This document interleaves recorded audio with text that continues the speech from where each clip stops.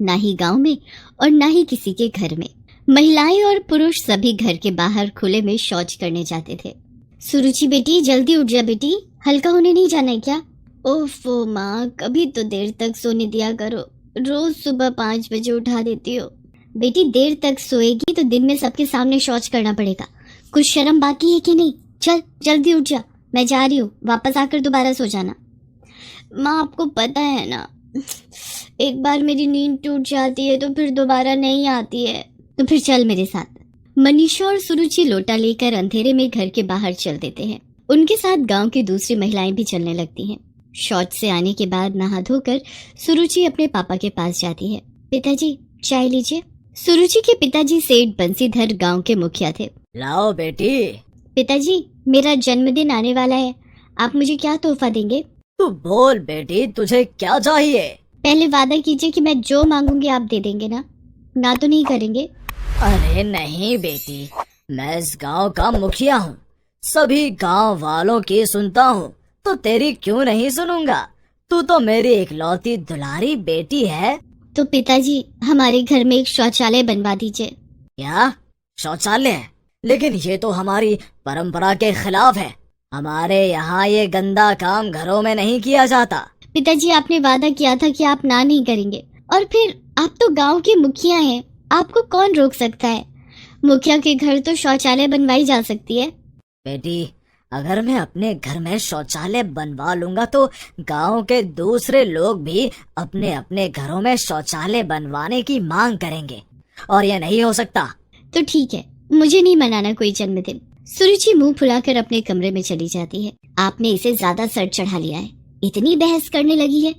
अरे एक ही तो बेटी है हमारी, लेकिन मैं भी कितना अभागा बाप हूँ कि उसकी डिमांड पूरी नहीं कर सकता। तभी सेठ बंसीधर के मोबाइल फोन की घंटी बजती है। अरे नवीन का फोन आ रहा है। नवीन सेठ बंसीधर का इकलौता बेटा है जिसने शहर में रहकर सिविल इंजीनियरिंग की पढ़ाई की है। पढ़ाई पूरी करने के बाद ही एक सरकारी कंपनी में नवीन की जॉब भी लग जाती है और कंपनी के प्रोजेक्ट पर वो विदेश चला गया था। हेलो हेलो, प्रणाम पिताजी, मैं दिल्ली वापस आ गया हूँ और अगले सप्ताह गांव आ रहा हूँ। अरे वाह बेटा, अच्छे समय पर गांव आ रहे हो। अगले सप्ताह सुरुचि का जन्मदिन भी है। अरे सुना तुमने, अगले सप्ताह नवीन आ रहा है। ये सुनते ही मनीषा और सुरुचि दोनों खुश हो जाती हैं। अब भैया ही कुछ कर सकते हैं, अपनी बात भैया से कहूंगी। कुछ दिनों बाद नवीन घर आता है। माँ, ये आपके लिए कुछ साड़ियाँ लाया हूँ, और पिताजी ये घड़ी आपके लिए। और मेरे लिए क्या लाए हो भैया? तेरे लिए तो 1 नहीं, 2 नहीं, 3 नहीं, 4 नहीं, बल्कि पूरे 1 दर्जन सूट पीस लाया हूँ। बेटा, भगवान की दया से नौकरी तो तू अच्छी कर रहा है, अब तेरी शादी हो जाए, बस हमें और कुछ नहीं चाहिए। पिताजी, मैं तो शादी तभी करूंगा जब सुरुचि की शादी हो जाएगी, पहले इसे यहाँ से भगाऊंगा। भैया, नवीन हंसने लगता है और सुरुचि वहां से भागकर अपने कमरे में चली जाती है। पिताजी, मैंने सुरुचि के लिए एक लड़का देखा है जो विदेश में इंजीनियर है और उसकी पूरी फैमिली विदेश में ही सेटल्ड है। ठीक है बेटा, तूने देखा है तो सब अच्छा ही होगा, लेकिन उन लोगों को लड़की देखने के लिए तो यहाँ आना होगा। ठीक है पिताजी, मैं इस बारे में दीपांशु से बात करता हूँ। अब बातें ही करते रहेंगे या इसे खाना भी खाने देंगे?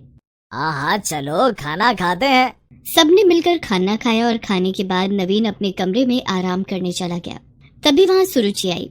भैया, मुझे आपसे कुछ बात करनी है। हाँ हाँ सुरुचि, बोलो क्या बात है। भैया, आप पापा से कहो ना कि हमारे घर में शौचालय बनवाएं।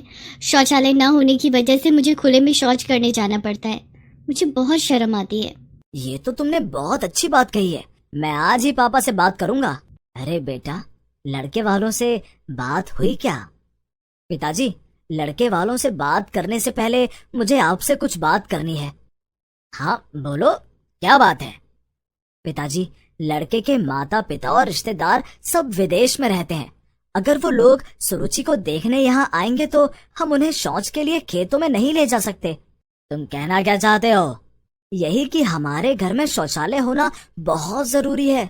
आप खुद सोचिए, जब वो लोग देखेंगे कि हमारे घर में शौचालय नहीं है तो हम पर कितना हंसेंगे।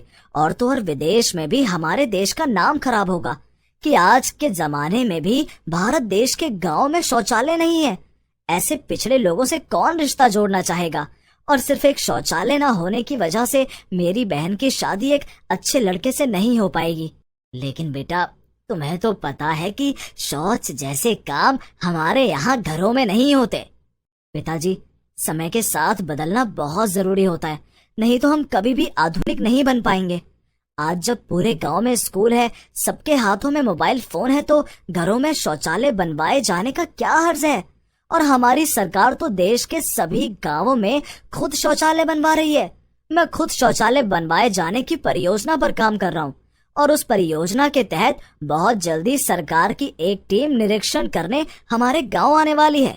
हमें तो सरकार के इस काम में उनकी मदद करनी चाहिए।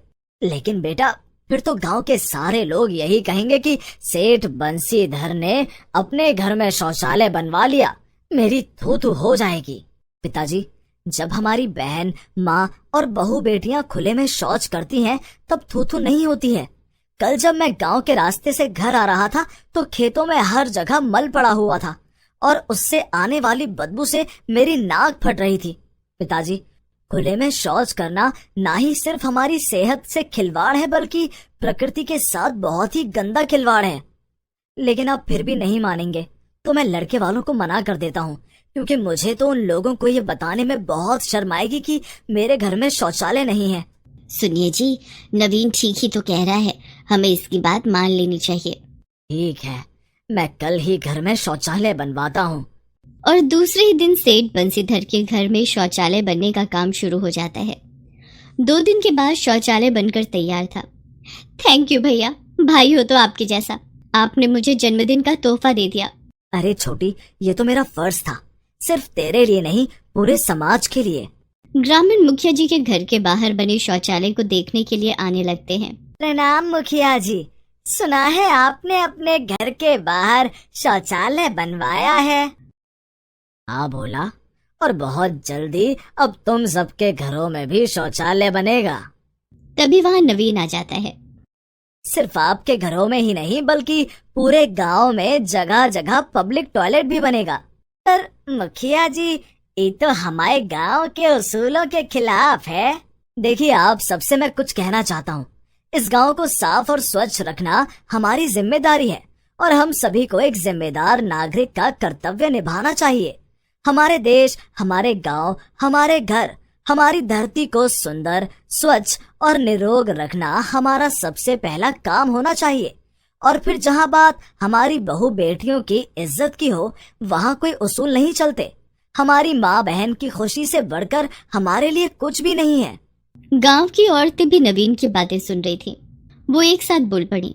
हाँ हाँ, नवीन भैया सही बोल रहे हैं, हम खुले में शौच करने नहीं जाएंगे। नवीन भैया, जो बात हम बरसों से नहीं बोल पाए, वो आज आपने 1 मिनट में सबको समझा दिया। आपका बहुत बहुत धन्यवाद। कुछ दिन बाद नवीन वापस शहर अपने काम पर चला जाता है और वहां से गांव में शौचालय बनाए जाने की परियोजना की शुरुआत करने के लिए अपने दफ्तर की एक टीम लेकर गांव आता है और गांव में जोर शोर से शौचालय बनने का काम शुरू हो जाता है। पिताजी, मैंने लड़के वालों से बात कर ली है, वो लोग अगले हफ्ते सुरुचि को देखने आ रहे हैं। थोड़े दिनों के बाद पूरे गांव में शौचालय बनकर तैयार था और धूमधाम से सुरुचि की शादी भी हो गई। अब गांव के किसी भी व्यक्ति को शौच करने के लिए खुले में नहीं जाना पड़ता था। सुभद्रा ने अपने इकलौते बेटे वरुण की शादी एक कम पढ़ी लिखी लड़की ज्योत्सना से की थी, ताकि उसकी बहू कभी नौकरी न करे और अच्छी तरह घर संभाले। सब कुछ सुभद्रा की सोच के मुताबिक चल रहा था कि अचानक उसके बेटे वरुण की मौत हो गई। अब सुभद्रा अपनी विधवा बहू ज्योत्सना के भविष्य को लेकर चिंतित हो जाती है। ये जानने के लिए देखते हैं विधवा बहू की डोली। सुभद्रा देवी अपने बेटे वरुण की शादी की तैयारियां कर रही थी। आज वरुण की शादी ज्योत्सना के साथ होने वाली थी। ज्योत्सना 10वीं पास थी, लेकिन घर के कामकाज में निपुण थी। धूमधाम से वरुण की शादी ज्योत्सना के साथ हो जाती है। ससुराल आते ही उसने घर और परिवार की पूरी जिम्मेदारी उठा ली। माँ, बाबूजी, आप दोनों के लिए अदरक वाली चाय लाई हूँ। लाओ बहू, अदरक वाली चाय तो मुझे बहुत पसंद है। तुमने आते ही हम लोगों की पसंद और नापसंद का ख्याल रखना शुरू कर दिया। जी, इन्होंने मुझे सब बता दिया है कि आपको और माँ जी को क्या पसंद है और क्या नहीं। आप लोग चाय पीजिए, मैं नाश्ते की तैयारी करती हूँ। ठीक हूँ बहू। ज्योत्सना वहां से चली जाती है। उसके जाने के बाद वरुण की माँ, क्यों ना हम भी अपने घर में एक काम वाली रख लें, ज्योत्सना की मदद कर दिया करेगी। ज्योत्सना की अभी नई नई शादी हुई है, उसकी उम्र भी बहुत कम है। अभी उसके सिर पर जिम्मेदारियों का बोझ डालना ठीक नहीं है। उसकी कोई जरूरत नहीं है। हमारे घर में ज्यादा काम भी नहीं है। अभी से काम करने की आदत डालेगी तभी तो आगे चलकर सब कुछ संभाल पाएगी। जैसी तुम्हारी मर्जी। ज्योत्सना घर के सारे काम करती। सुबह उठकर सास और ससुर को उनकी दवाइयाँ, चाय देने से लेकर नाश्ता, खाना बनाना, कपड़े धोना, सारे काम वो अकेली ही किया करती। वरुण भी हर छोटे मोटे काम के लिए ज्योत्सना को ही पुकारा करता। ज्योत्सना, कहाँ तुम? मेरी पीली वाली शर्ट प्रेस नहीं है यार, मुझे आज वही पहनकर ऑफिस जाना है। आपके लिए लंच पैक कर रही हूँ, 2 मिनट में आई। ज्योत्सना भागकर झटपट वरुण की शर्ट पर प्रेस करने लगी। धीरे धीरे समय गुजर रहा था। सब ठीक ठाक चल रहा था कि एक दिन माँ, बाबूजी, कल मुझे ऑफिस के काम से चंडीगढ़ जाना है। 6 महीने वहीं रहकर काम करना है। 6 महीने। दरअसल पापा, चंडीगढ़ में हमारे ऑफिस की नई ब्रांच खुली है और मुझे उसका मैनेजर बनाया गया है, तो ज्योत्सना को भी अपने साथ लेता जा। पापा, अभी तो वहां जाकर मुझे खुद के रहने का इंतजाम करना होगा। मैं कुछ दिनों के बाद ज्योत्सना को वहां बुला लूंगा। माँ और पिता से बात करके वरुण अपने कमरे में चला गया। ज्योत्सना को चंडीगढ़ जाने की क्या जरूरत है? वो चली गई तो घर कौन संभालेगा? और वहां हमारे वरुण को कौन संभालेगा? सुभद्रा, ज्योत्सना अभी बच्ची है, अभी उसका समय वरुण के साथ हंसने खेलने में गुजरना चाहिए। गृहस्थी का बोझ उठाने के लिए तो सारी जिंदगी पड़ी है। इधर दूसरे दिन वरुण चंडीगढ़ जाने के लिए घर से निकल गया। सबने खुशी खुशी, लेकिन ज्योत्सना ने नम आंखों से वरुण को विदा किया। मेरा दिल बहुत घबरा रहा है, न जाने क्यों आपको कहीं जाने देने का मन नहीं करता। चिंता मत करो ज्योत्सना, वहां पहुंचते ही मैं किराए पर एक कमरा ले लूंगा, फिर तुम्हें बुला लूंगा। वरुण चंडीगढ़ जाने के लिए घर से निकल गया और बस में जाकर बैठ गया।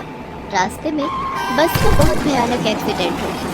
बस पलट गई और बस में सवार सभी यात्रियों की दर्दनाक मौत हो गई। ये खबर जब वरुण के घर तक पहुंची तो सब शॉक्ड रह गए। वरुण के माता पिता के लिए अपने जवान बेटे को खोना किसी भयंकर पीड़ा से कम नहीं था, लेकिन ज्योत्सना का दुख तो बयां कर पाना भी मुश्किल है। ज्योत्सना अंदर से टूट गई। वो अपने आप को संभाल नहीं पा रही थी। वो बहुत उदास रहने लगी और हर समय वरुण की यादों में खोई रहती। एक दिन वरुण की माँ, मुझसे ज्योत्सना की हालत देखी नहीं जाती। वो वरुण को खोने के दुख से उबर नहीं पा रही है। वरुण हमारा इकलौता बेटा था, उसे खोने का दुख हमें भी कम नहीं है। सुभद्रा, हमारी उम्र अब हो चली है, लेकिन ज्योत्सना अभी बहुत छोटी है। उसकी उम्र ही क्या है, उसे अपनी जिंदगी जीने और हंसने खेलने का पूरा अधिकार है। आप क्या चाहते हैं? मैं चाहता हूँ कि हम ज्योत्सना की दूसरी शादी कर दें, लेकिन उससे पहले मैं उसे पढ़ाना चाहता हूँ। ठीक है, एक बार ज्योत्सना से भी इस बारे में बात कर लीजिए, मैं उसे बुला कर लाती हूँ। सुभद्रा देवी ज्योत्सना को बुलाने के लिए उसके कमरे में जाती हैं। वहां उन्होंने देखा कि ज्योत्सना बेहोश होकर जमीन पर गिरी हुई है। सुभद्रा देवी दौड़कर अपने पति पंकज के पास गईं और ज्योत्सना के बारे में बताया। दोनों ने फोन करके डॉक्टर को बुलाया। डॉक्टर ने जब ज्योत्सना का चेकअप किया, आपकी बहू माँ बनने वाली है, आप लोगों को इनका बहुत ख्याल रखना होगा। चिंता के कारण बच्चे की सेहत पर बुरा असर पड़ सकता है और बच्चा दिमागी रूप से कमजोर हो सकता है। डॉक्टर की बात सुनकर पंकज और सुभद्रा ने फैसला लिया कि वो ज्योत्सना को आगे पढ़ाएंगे ताकि ज्योत्सना का मन कहीं लगा रहे और वो खुश रह सके। पंकज ने ज्योत्सना का एडमिशन 12वीं कक्षा में करवा दिया। ज्योत्सना अब 12वीं की पढ़ाई करने लगी। सुभद्रा देवी उसके खाने पीने का बहुत ख्याल रखती। धीरे धीरे समय बीतता गया और 9 महीने बाद ज्योत्सना ने एक सुंदर सी बेटी को जन्म दिया। इसके साथ ही वो अपनी पढ़ाई भी करती रही। सुभद्रा देवी और पंकज अपनी पोती अनन्या को पाकर बहुत खुश थे। वे दोनों ज्योत्सना के साथ साथ अनन्या का बहुत ख्याल रखते। ज्योत्सना को लेकर सुभद्रा देवी के मन में भी बहुत बदलाव आ गया था। एक दिन ज्योत्सना रसोई में बर्तन धो रही थी, तभी वहां सुभद्रा देवी आई। ज्योत्सना बहू, ये सब छोड़, तू अनन्या के पास जा, उसके साथ खेलेगी तो तेरा दिल बहलेगा, और साथ साथ अपनी पढ़ाई भी कर। घर का काम मैं कर लूंगी। ज्योत्सना नन्ही और प्यारी बेटी अनन्या को पाकर अब खुश रहने लगी थी। वो अनन्या के साथ ढेर सारा समय गुजारती और बाकी समय में अपनी पढ़ाई करती। धीरे धीरे अनन्या बड़ी हो रही थी और ज्योत्सना भी अब कॉलेज में पहुंच गई थी। एक दिन, ज्योत्सना बहू, मैं चाहता हूँ कि तू बीएड की पढ़ाई कर ले। मैं कल ही तेरा एडमिशन करवा दूंगा। ठीक है बाबूजी। पंकज ने ज्योत्सना का एडमिशन बीएड में करवा दिया। अब ज्योत्सना रोज कॉलेज जाने लगी। अनन्या भी 2 साल की हो गई थी। एक दिन, मम्मा, मुझे भी आपके साथ कॉलेज जाना है। अनन्या बेटी, मुझे कॉलेज में पढ़ाई करनी है, तुम घर में दादाजी दादी जी के साथ खेलो। नहीं, मुझे आपके साथ कॉलेज जाना है। इसे अपने साथ ले जा ज्योत्सना, ये सारा दिन तुझे याद करती है और तेरे पास आने की जिद करती है। तेरे साथ कॉलेज जाएगी तो इसका दिल बहल जाएगा। उस दिन ज्योत्सना अनन्या को अपने साथ कॉलेज ले गई। ज्योत्सना की क्लास में सब अनन्या को बहुत प्यार करने लगे। कोई उसे चॉकलेट देता तो कोई उसके साथ खेलता। तभी ज्योत्सना ने देखा कि राजन अनन्या को अपनी गोद में लेकर उसके साथ बातें कर रहा था। राजन ज्योत्सना की क्लास में पढ़ता था। क्या बात है राजन, अनन्या परेशान तो नहीं कर रही है ना? अरे नहीं, बहुत प्यारी बच्ची है। इससे बातें करके मुझे अपना बचपन याद आ गया। तुम इसे रोज अपने साथ लेकर कॉलेज आया करो। अब ज्योत्सना रोज अनन्या को अपने साथ कॉलेज लाने लगी। धीरे धीरे राजन ने अनन्या के साथ गहरी दोस्ती कर ली। अनन्या के कारण राजन और ज्योत्सना में भी गहरी दोस्ती हो गई। दोनों एक दूसरे के करीब आने लगे। एक दिन की बात है, ज्योत्सना और अनन्या दोनों कॉलेज में थे कि तभी बहुत तेज बारिश होने लगी। ओह, अब मैं घर कैसे जाऊंगी? ज्योत्सना के चेहरे पर चिंता की लकीरें देखकर राजन उसके पास आया और बोला, क्या बात है ज्योत्सना, परेशान क्यों? देखो न राजन, बाहर कितनी तेज बारिश हो रही है। मैं अनन्या को लेकर घर कैसे जाऊंगी? बाहर बस स्टॉप पर भी पानी भर गया होगा। तुम फिक्र मत करो, मैं अभी ऑटो बुला कर लाता हूँ। राजन कॉलेज से बाहर गया। बाहर बहुत तेज बारिश हो रही थी और सड़क पर पानी भरा हुआ था, लेकिन राजन अपनी परवाह न करते हुए बड़ी मुश्किलों से एक ऑटो वाले को बुला कर लाया। चलो ज्योत्सना, अनन्या को लेकर इस ऑटो पर बैठ जाओ, मैं तुम दोनों को घर तक छोड़ देता हूँ। ज्योत्सना, अनन्या और राजन तीनों ऑटो पर बैठ जाते हैं और उस दिन राजन ने दोनों को घर तक छोड़ा। राजन, मेरे घर नहीं आओगे? मैं तुम्हें अपने माजी और बाबूजी से मिलवाऊंगी। हाँ, क्यों नहीं। राजन ज्योत्सना के घर आया। ज्योत्सना ने उसे पंकज और सुभद्रा से मिलवाया और बताया कि कैसे राजन ने तेज बारिश में भी भीगते हुए उसे और अनन्या को सुरक्षित घर तक पहुंचाया। ये तो तुमने बहुत अच्छा किया बेटा, वरना ये दोनों कॉलेज में न जाने कितनी देर बारिश रुकने का इंतजार करती रहती। राजन बेटे, तुम आते रहना और कॉलेज में ज्योत्सना का ख्याल रखना। उस दिन के बाद से राजन अक्सर ज्योत्सना के घर आने लगा और अनन्या के साथ ढेर सारी बातें करता। धीरे धीरे दोनों की पढ़ाई पूरी हो गई और उन्हें सरकारी स्कूल में शिक्षक की नौकरी भी मिल गई। एक दिन, सुभद्रा, क्या ज्योत्सना को अपनी जिंदगी नए सिरे से शुरू नहीं करनी चाहिए? आप क्या कहना चाहते हैं? मैं चाहता हूँ कि ज्योत्सना की शादी हो जाए, वो अपना घर बसा ले, अनन्या को भी पिता का प्यार मिल जाएगा। लेकिन ज्योत्सना से शादी करेगा कौन? मेरी नजर में एक लड़का है। हाँ, कौन है वो? राजन। राजन ज्योत्सना का बहुत अच्छा दोस्त है और वो अनन्या को भी बहुत प्यार करता है। लेकिन हमें इस बारे में ज्योत्सना और राजन से भी बात कर लेनी चाहिए। मैंने राजन को फोन कर दिया है, वो आज शाम को हमारे घर आएगा। हम राजन और ज्योत्सना दोनों से बात कर लेंगे। ठीक है। शाम को जब ज्योत्सना स्कूल से लौटी तो उसने देखा कि राजन उसके घर आए हैं और उसके सास ससुर से बातें कर रहा है। अरे राजन, तुम कब आए? अभी भी आया हूँ। दरअसल मुझे अंकल ने बुलाया। ज्योत्सना बहू, मैं तुम दोनों से कुछ बात करना चाहता हूँ। जी बाबूजी, कहिए। बहू, मैं चाहता हूँ कि तुम और राजन शादी कर लो। ये आप क्या कह रहे हैं बाबूजी? ये कभी नहीं हो सकता। ज्योत्सना बहू, बीती बातों को भूलकर आगे बढ़ना ही जिंदगी है। तेरे सामने अभी पूरी जिंदगी पड़ी है। हमारे बाद तेरा और अनन्या का ख्याल कौन रखेगा? राजन बेटा, ज्योत्सना अब मेरी बहू नहीं, बेटी है। क्या तुम जिंदगी भर इसका ख्याल रखोगे? अंकल, सच कहूँ तो मैं ज्योत्सना और अनन्या से बहुत प्यार करने लगा हूँ। मैं ज्योत्सना को अनन्या के साथ अपनाने के लिए तैयार हूँ और वादा करता हूँ कि उन्हें जिंदगी भर खुश रखूंगा। देर किस बात की, हम कल ही तुम्हारे घर आएंगे। तुम्हारे माता पिता से मिलकर शादी की तारीख पक्की कर देंगे। राजन के माता पिता सुभद्रा देवी और पंकज से मिलकर बहुत प्रभावित हुए। दोनों की रजामंदी से राजन और ज्योत्सना की शादी तय हो गई। सुभद्रा देवी और पंकज ने ज्योत्सना की शादी सास ससुर बनकर नहीं बल्कि माता पिता बनकर की। पंकज ने ज्योत्सना का कन्यादान किया और ज्योत्सना को डोली में बिठाकर ससुराल विदा किया।